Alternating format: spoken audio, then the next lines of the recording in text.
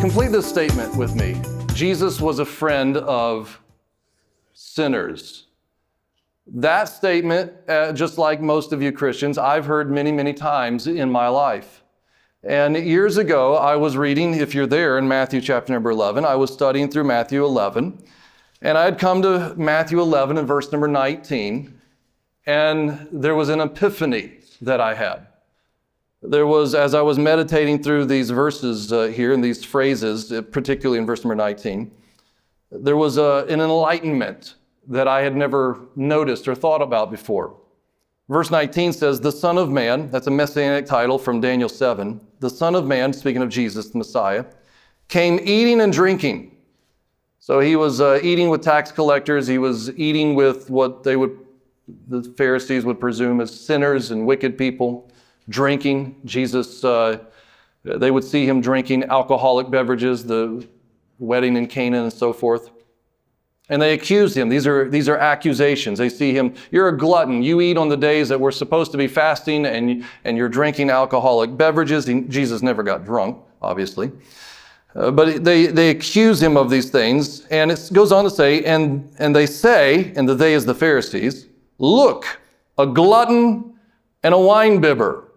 Winebibber, Old English word. It means wino in the Greek. It means a drunk. They're accusing him of being a gluttonous drunk because of the associations that he has, because of the places that he's gone, the things that he's done. But notice in the middle of verse number 19, another accusation is not just a glutton and a winebibber, but a friend of tax collectors and sinners. A friend. Now, what stood out to me years ago has literally changed the way I look at the Gospels, the way I look at Jesus, and the way I look at my own life. When the realization that it said a friend of tax collectors, it didn't say a friendly person towards them. It never once and nowhere in the Gospels do you ever get a sense that Jesus was just simply a nice person or that he was friendly. What you get is quite the opposite.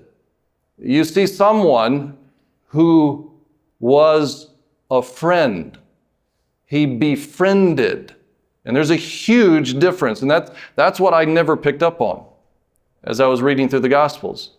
I just assumed Jesus was always nice. He was polite. He was cordial. He was all the things that we want good citizens to be. But as you read the stories of the Gospel, that literally blows away because you don't see that. You never see that, in fact. There is no examples in the Gospels of Jesus ever being simply nice. What you always see is him befriending. And there's a huge difference. And that's what I want to unpack this morning. Now, there's a massive difference between simply being a friendly, nice person and being the person that Jesus was, someone who befriended everyone. He befriended sinners. And I want you to notice what Jesus says at the end of verse number 19. This is my favorite quote from Jesus. Of all the things that Jesus ever said, this is my favorite quote from him. But wisdom is justified by her children. I love that statement. Wisdom is justified by her children. If you don't understand what it means, it's a very poetic way of saying the choices that I'm making will be determined as right or wrong. They will be justified. They will be revealed as righteous by what they produce. Children, that's the offspring. The choices, the things that I'm saying, the things that I'm doing, the outcome of that will reveal whether or not what I'm doing is right or wrong. So wisdom is justified in her children, in what it produces. It's a beautiful statement. It's a beautiful way of making that statement. And Jesus is making this statement towards religious, pharisaical, legalist elites. And they're accusing him of committing sin. They're accusing him of being unrighteous. But he says, just observe for a while the wisdom of what I'm doing. And look and see what it produces. You haven't once asked the question, why am I a friend of these sinners? Is it because I want to be a sinner? Is it because I want to be like them? Is it because birds of a feather flock together and because that's who I really am and that's who I really want to be and so I hang around them? Or is there another reason? Is it because I love them and I love you and I love all? And wisdom will justify that. It will be revealed in what it produces. Now, very quickly, I want you to take your Bibles and go to another passage, John chapter number 15. John 15. And look at verse number 15. In John 15, we're coming close to the end of Jesus' earthly ministry. He's hours away from the crucifixion. He's in the upper room with his disciples, and he's giving them some final instructions. Some of the most deep and intimate conversations of Jesus recorded in the Gospels are recorded in this chapter 14 and 15. And in verse number 15, he says this, "No longer do I call you servants or slaves, for a servant does not know what his master is doing, but I have called you friends." I've called you friends. For all things that I have heard from my Father, I have made known to you.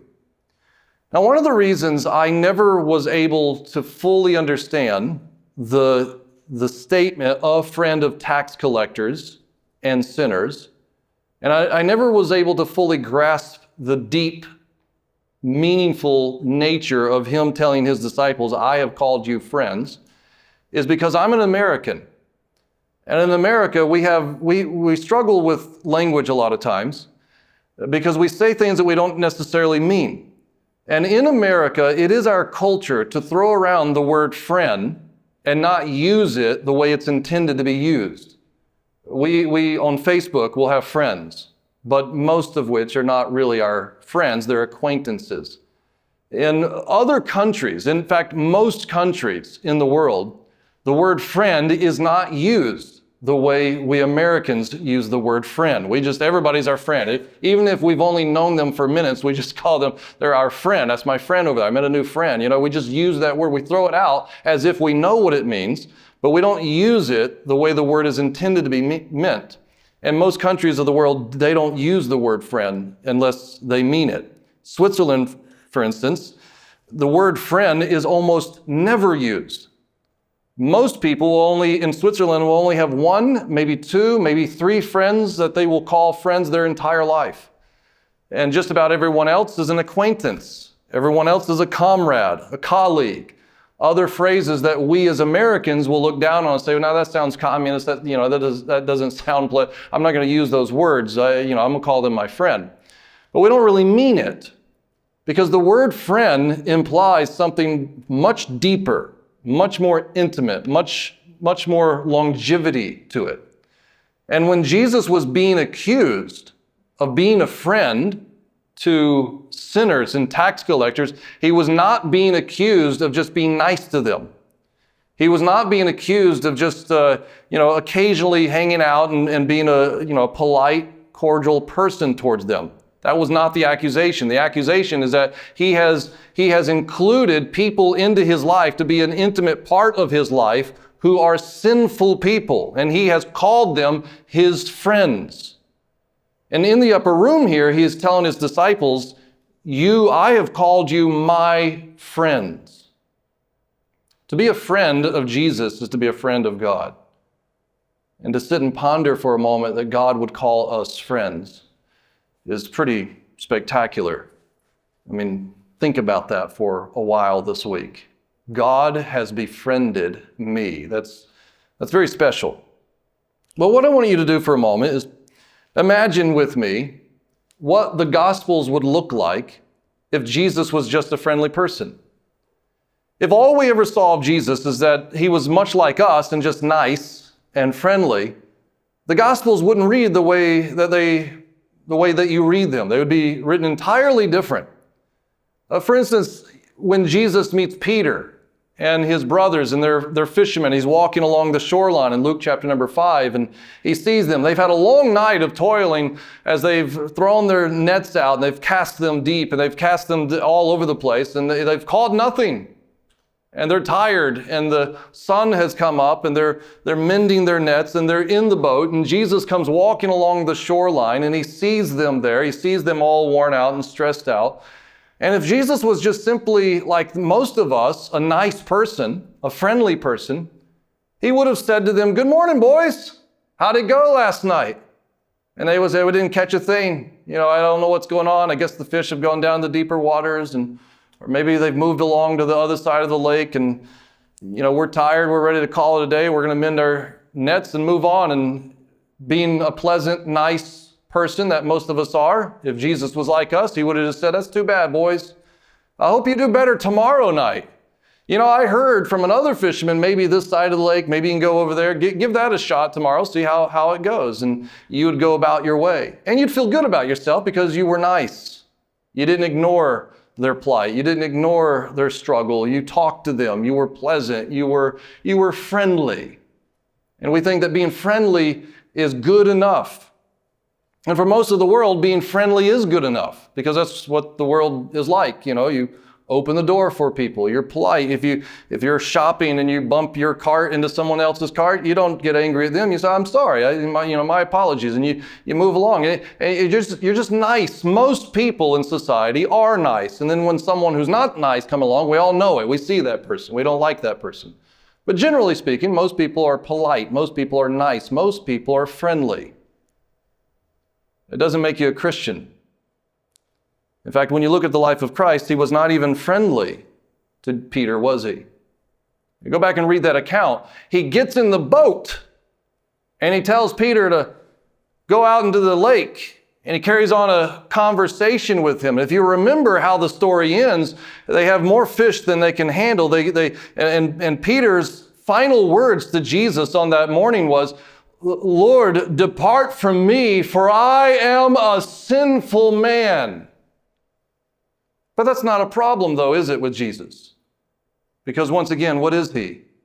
A friend of sinners. He knew before he even got into the boat with Peter that he was a sinful man. But he's the kind of person that Jesus wants to invest his life in. He's not just going to be a friendly, nice person to walk along the shore and share some nice insights and some pleasurable words with him. He's going to get in the boat with him. He's going to spend time with him. He's going to talk to him. He's going to invest in him. And so Peter, recognizing that, seeing that, it's like, you don't want to invest in my life. You don't want to be near me. You don't want to have an involvement in my life. I'm a sinful man. Jesus didn't respond to him. That's okay. I befriend sinners. But that's what Jesus was doing. He was befriending a sinner. Now, what if Jesus was just polite and nice to Matthew the tax collector, which nobody was, by the way. Everybody hated the tax collectors. They were scoundrels. Most of them were thieves. They were robbing the Jewish people of everything. And most, like Matthew and Zacchaeus and others, they were traitors to their country. They were outcasts in society. And Jesus comes along one day as he's walking through the Galilean region, and there's Matthew sitting at his tax booth. Jesus could have been like most of us. And he could have just been a friendly person. How you doing, Matthew? You might want to get a hat on, a shelter. It's sunny out here. Don't get sunburned. He has a little talk about politics, how's the tax business going, so forth and so on, and just be a friendly, nice person. But as we read the Gospel of Matthew, we don't get a friendly Jesus, do we? We get a Jesus who befriends the outcast. We get a Jesus who befriends the person that nobody else in town wants to befriend. We get a Jesus who doesn't have pleasurable conversations with Matthew. He goes into deep, meaningful conversations with Matthew.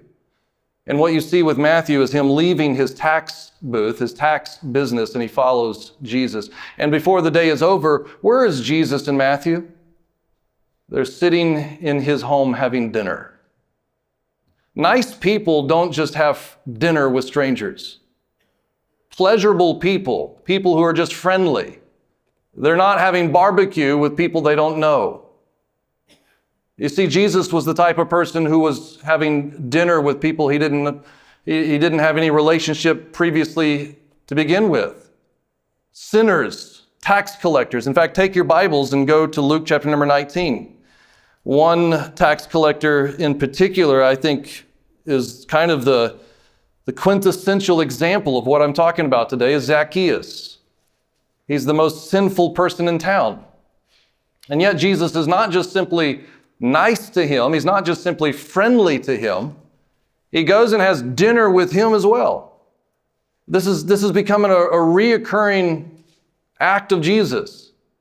Whether it be the woman at the well, this deep conversation when most Jewish men wouldn't even had a conversation with her, wouldn't even talk with her. And once they found out a little bit about her, there was, no, she's bad news. I'm going to stay away from that woman. You know, she's been moving around with all the guys in town. I'm not going to talk to her anymore. I'll nod my head. I'll be nice. I'll say good morning, but I'll move along. I'll be friendly. And what I'm arguing to you this morning is that if we're going to be followers of Christ, we have to move beyond just simply being people who are friendly to people who befriend. A friendly church, in my opinion, is a dying church. A friendly church is a dying church. I'll give you an example. If someone walks into our congregation and it's their first time here, and being a friendly church that we are, we go about shaking their hand and we're saying, I'm glad you're here, you know, what's your name? And we're polite to them, we're nice to them, and good to see you and hope you come back. And that's wonderful, and we ought to do that. That's being friendly. But we ought to be more than that. And that friendliness is nice for a time. If those same guests come back the following week and the week after that and the week after that and the week after that, and months pass, and all you do is walk up to them and say, good morning, I'm glad to see you again. But you don't even know their first name. You haven't even moved beyond the pleasant conversation of it's a beautiful day, glad you're in church, all that kind of simple stuff. You haven't befriended them. That niceness, that friendliness then becomes clearly hypocritical. It's a facade, it's fake, and the person will know it. The person will know, I've been coming for months, and all they do is shake my hand and say good morning. And they smile at me, and they're nice to me. But nobody knows me. Nobody has had any conversations with me. Nobody has invited me over for lunch. Nobody has gotten to know me. The reality is they're just friendly with no intentions of ever being a friend. So it becomes a facade. It's fake. It's a false love. And we don't want to come across, Christians should never come across like politicians or car salesmen who are very friendly, who are very nice, and know how to say the right things, but they have no intention of going deeper into your life. And if a Christian acts like that, then we're becoming the opposite of what Jesus taught us to be. And so if you're there in Luke chapter 19, look at verse number 1. You see this story of Jesus being far more than just friendly. Because once again, Jesus was not a friendly person. He was a friend of sinners.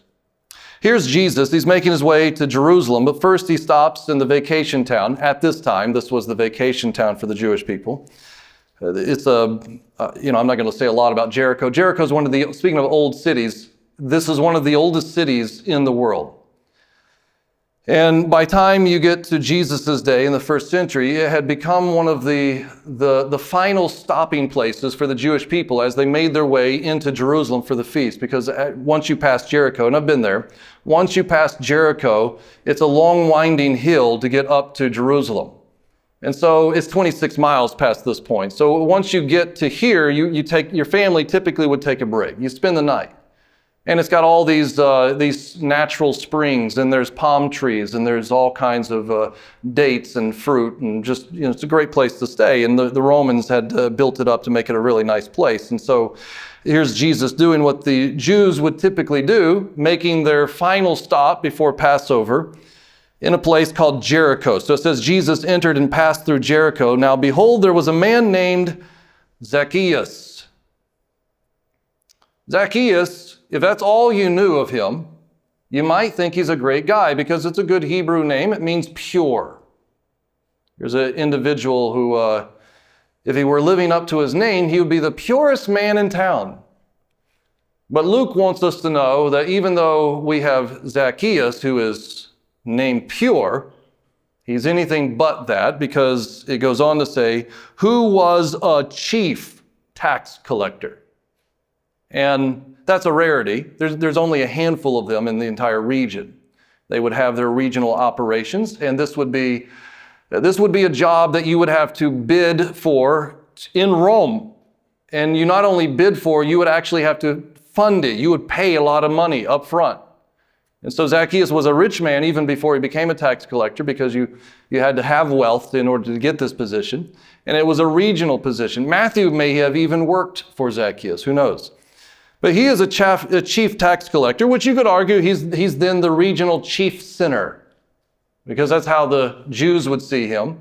They see him as a traitor to his nation. He has abandoned the Jewish people in order to go into business with Rome, the occupiers, those that have come in and overtaken the Jewish people. And now, more than just a traitor, he's a thief, because in order to have that position, he would make a bid to Rome, and whoever had the lowest bid would win, and he would have to pay that fee. And so he pays Rome that fee, and for the rest of the year, or several years, sometimes you'd get a multi-year contract. And so he would pay that, and now his job is to get all of that back. And he would get all of that back by overcharging in taxes.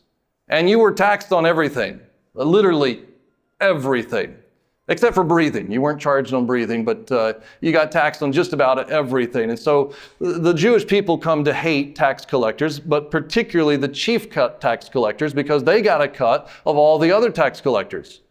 And he would encourage all of them to cheat and to steal and to rob people as much as possible, and he would become the one that would benefit from that. And so because of this, tax collectors, because they spent time around Gentiles, talking to Gentiles, working with Gentiles, they became unclean. Zacchaeus, who knows how long of his life as a Jewish man, he had never entered a synagogue. He was an outcast from synagogue worship. He couldn't vote. He couldn't participate in any community activities. He was, to the Jewish people, considered dead to them. He's chosen to be a Gentile, we'll have nothing to do with him. So he's an outcast. But as an outcast, if you're going to be an outcast, it says at the end of verse number 2 that he was rich. Being an outcast and being homeless is one thing. Being an outcast and being rich is so he, no doubt, probably lived in the biggest house in town, up on the hill, looking down on everyone else. And he was the kind of guy who, because he was an outcast, the only other friends that he could have is other outcasts, prostitutes and sinners and other tax collectors. Well, that's Zacchaeus. And how would you act knowing Zacchaeus? Would you be friendly towards Zacchaeus? Would you befriend Zacchaeus? Well, the Bible tells us in verse number 3 that Zacchaeus sought to see who Jesus was. We don't need to presume that every wicked person in this world just has a hatred towards God. They don't. A lot of the conditioning of their life and a lot of the bad choices and friends that they've made in life has kind of put them where they are. But it doesn't necessarily mean that they are opposed to the Bible, that they are opposed to the gospel. Here is a man who may have been the chief sinner in town, but it wasn't because he hated or didn't want to have anything to do with Jesus. He was very much interested in Jesus. He wanted to see Jesus. But the verse goes on to tell us, but could not because of the crowd. The crowd was in the way. And sometimes the crowd, whether it be the secular crowd or unfortunately it's often the church that gets in the way of sinners finding Jesus. It's the church that is holding so many people from finding Christ. We live in a unique generation right now, a really unique period of time where you can almost listen to virtually any podcast. And whether they're Christian or non-Christian, at some point they'll be talking about Christian things, Bible things. I never thought I'd live at a time when you could turn on the average media and hear people talking about the Bible and Jesus. But yet that's becoming a very common thing. There are a lot of people who want to see Jesus. They have questions about Jesus. They have questions about the Bible. They have questions about what is the gospel really all about. And unfortunately, the thing that is hindering them to coming to the light of the truth of Jesus Christ is often the church or often the world. There's so much conversations going on out there that there's a lot of ideas and thoughts and different truths that are being spread around, but very few people are able to come to the truth of the knowledge of Jesus Christ because of the hindrance. But for this individual, verse number 3 says, he could not because of the crowd, for he was short of stature. It's a very polite way of saying that he was a wee little man. That's for those of you who grew up in church, you know the old song. Zacchaeus was a wee little man, and a wee little man was he. You have to say it in an Irish accent, because he was a wee little man. And so what does that mean? Well, he was short. He was a small guy. And for us, that means particularly small, because the average height of a Jewish man in the first century was around 5 feet 1 inches. And a very tall gentleman would be around 5 feet 5 inches. I wish I could have walked around in the first century Jewish man to make me feel, give some self-confidence back there. But he was a very short man, so probably somewhere in the 4-foot range is where he would have been. So a shorter gentleman. And he couldn't see Jesus. The crowds were thick. And so what does he do? Well, the Bible tells us in verse number 4 that he ran ahead and climbed up into a sycamore tree. This is a Judean sycamore fig tree, not what we have here in the States. It's a little bit different. So it grows figs. So he climbs up in this tree because he wanted to see Jesus, because Jesus was going to pass that way, it says. Now, this is what I want you to pay attention to, verse number 5. The difference between how most of us would act, because most of us are friendly, but once again, Jesus was not a friendly person. Notice how Jesus acts. And when Jesus came to the place, he looked up and saw him and said to him, Zacchaeus, make haste and come down, for today I must stay at your house. That is not what a friendly person would say. A friendly person walking by seeing Zacchaeus would have said, man, what are you doing up there? Well, I'm glad you can see me. Be careful as you come down. That limb over there looks a little, questionable. So, come down this way. Good to see you, man. Good buddy. We would be nice, and we would move along. Jesus sees Zacchaeus, knowing that he's the most wretched, hated, sinful man in town. And it says that he looked up and saw him. I love the phrasing here, because you don't see that much in the Gospels. This is Jesus who is looking up. He's looking up to a sinner. He sees the wretched man. He sees the sinful man. Jesus looks up and he says, I must stay at your house today. Now the crowds hearing that, there were gasps going on in the crowd. There had to be a lot of people just like appalled, offended. Of all the people in town, surely the Pharisees were going, okay, he's definitely not the Messiah. He would have known who he was talking to. So there you go, guys. This proves it. He walks into town, and the first person he decides to be buddy with is the town's worst sinner. Clear evidence he's not the Messiah. So this was a very controversial move by Jesus, but I want you to think about the heart behind it, because this is why Jesus befriended Peter. This is why Jesus befriended Mary, who had 7 demons. This is why Jesus befriended sailors and fishermen and those that were outcasts in society. And yes, this is why Jesus befriended a tax collector. He said, I must stay at your house today. There's a sense of urgency here. He only has one night in Jericho before he hits the road again to make that long, windy trek up to Jerusalem. He doesn't have a lot of time. And he needs to make the time count. He doesn't have weeks or months like he has had in the Galilean region to preach the kingdom of heaven to all of the people. He has one night in Jericho. He has one opportunity in the city of Jericho to make an impact. And how can he make the greatest impact in that town? Well, it's not by buddying up to the mayor. It's not by buddying up to the religious, legalistic, pharisaical groups within the community. It is to look into the town and find who is the worst of the worst, who is the biggest sinner in this town. Let me befriend that person. Let me have an impact on that person's life. Let there be absolute transformation in that person's life, and everyone in town will see it, and they will marvel. And that is exactly, to shorten the story, what happens. There's a big feast.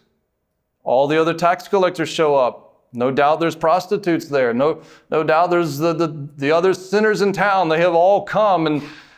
And in this friendship relationship that lasts for a very short period of time, Zacchaeus comes to the conclusion, I am indeed a sinner.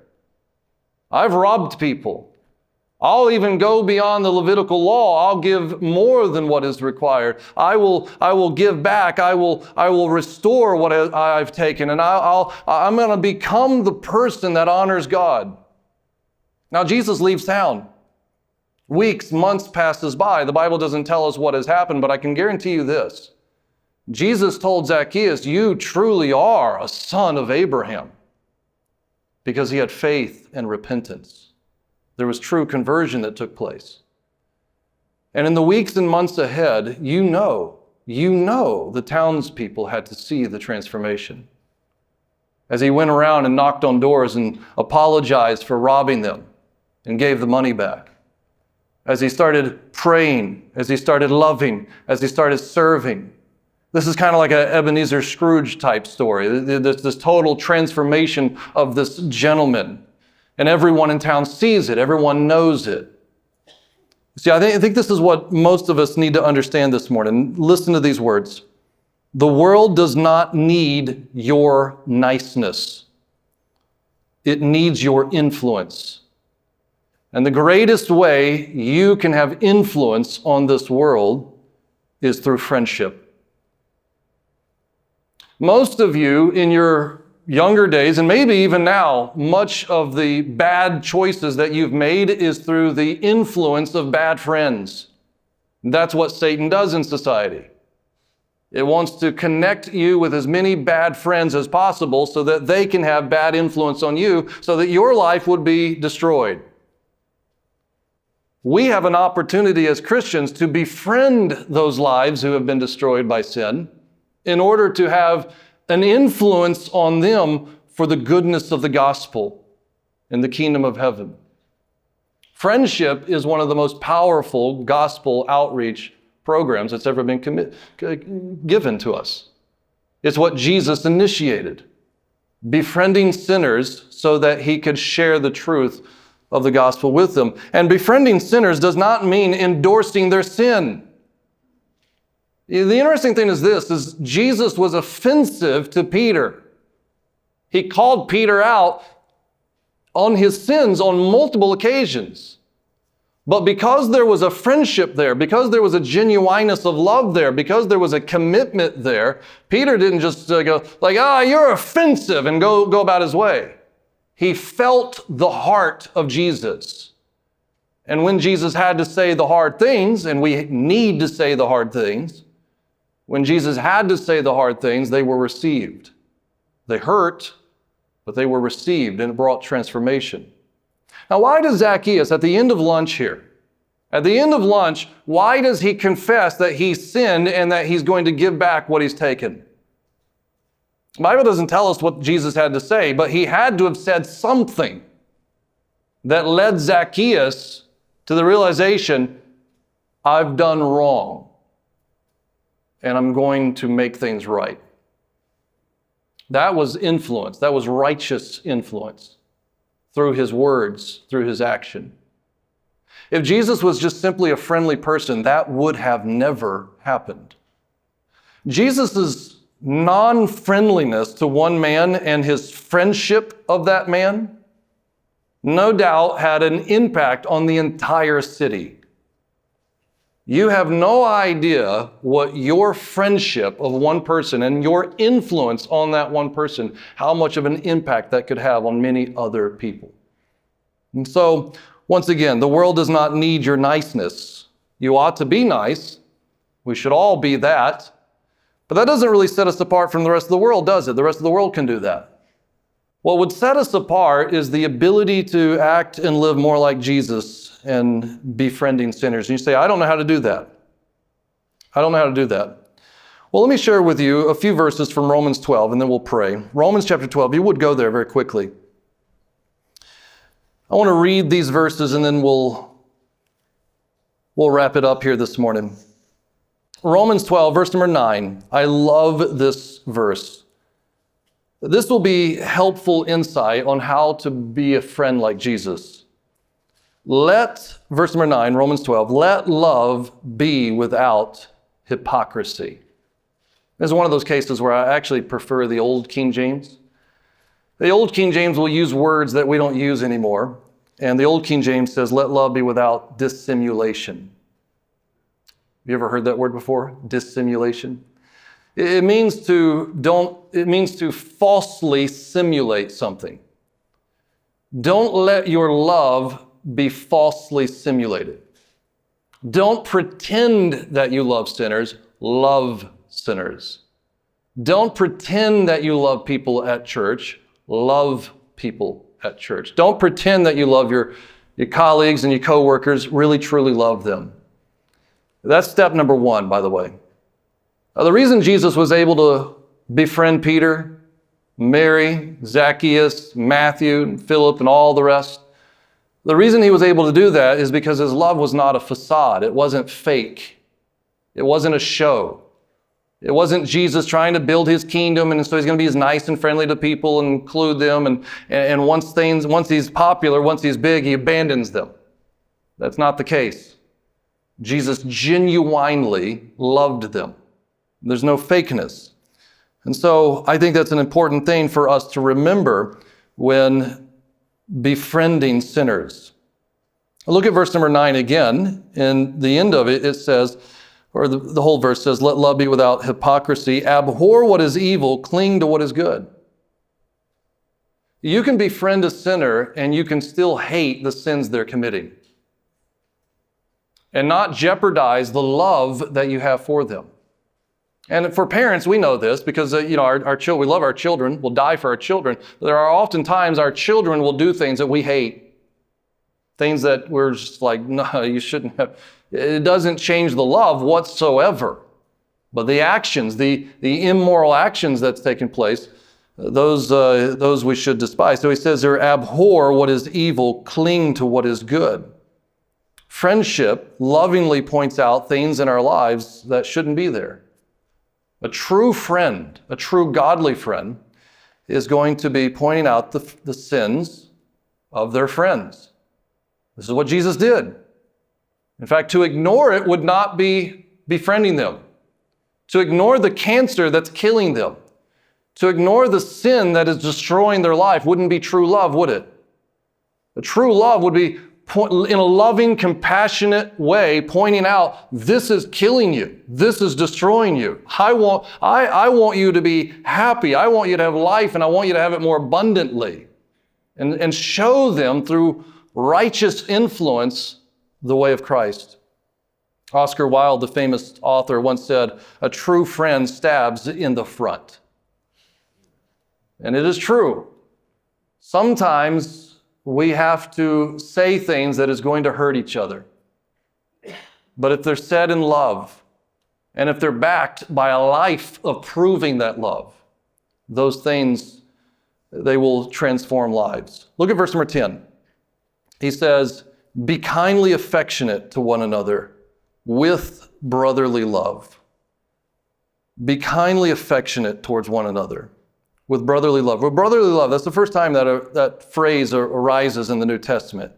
It's mentioned again multiple times throughout the rest of the New Testament. But the command here is to be kindly affectionate to one another in a nature that is like a brotherly love. It's a family love. It's a love that isn't temporal towards one another. Friendliness is concerned about current physical conditions, the here and the now. How can I be friendly? How can I be nice to this person? Give them a nice place to sit, open the door for them, ask them if the heating and air is fine. Do you want me to change? That's current physical needs. And anyone can be friendly like that. Friendship is concerned about their emotional and their spiritual well-being. It's not just what can I do for you in this moment, but what can I do to help you going forward? It's thinking more long-term. Friendliness will shake people's hands, but friendship will invite people over for dinner. There's a huge difference. And the reason why is because, verse 13, if you look at it, it says, distributing to the needs of the saints, given to hospitality. Friendship, love that is like that of Christ, is willing to sacrifice. It's willing to give up something. Friendliness costs you nothing. Friendship is expensive. Friendliness is simply just words. Friendship requires effort and time and expenses. Jesus gave of himself. He gave of his time. He gave of his expenses. Think about the story that Jesus himself gave of the Good Samaritan. The reason everyone else was different from the Good Samaritan is the Good Samaritan gave of his time. He gave of his resources. He poured himself into the individual who needed him. This is friendship. This is true love. It's not friendliness. And once again, I could spend so much time talking about the differences here and talking about what all the New Testament has to say about this. I'll end with this. Jesus told his disciples on that same night that he was about to be betrayed, he said, "By this will all men know that you are my disciples, if you have love for one another." The world will never know that we are the disciples of Christ if we're just simply nice to the world, if we're just simply friendly to the world. The world will know that we are truly his disciples if we love one another like Christ loved us. How did Christ love the sinner Peter? How did Christ love the sinner Zacchaeus? How did Christ love the sinner Mary? How did Christ love the sinner Matthew? And on and on. We could continue even down the list. You have a gentleman named Saul who's on the road to Damascus to murder Christians. Jesus decided, I think I'll befriend him instead. We need to learn from Christ to not just be friendly, but to befriend. There is nothing that will have more and greater impact on this community that we live in than if we were befriending the people that we live around and the people that we go to church with. And by this community will know that we are truly Christ's disciples.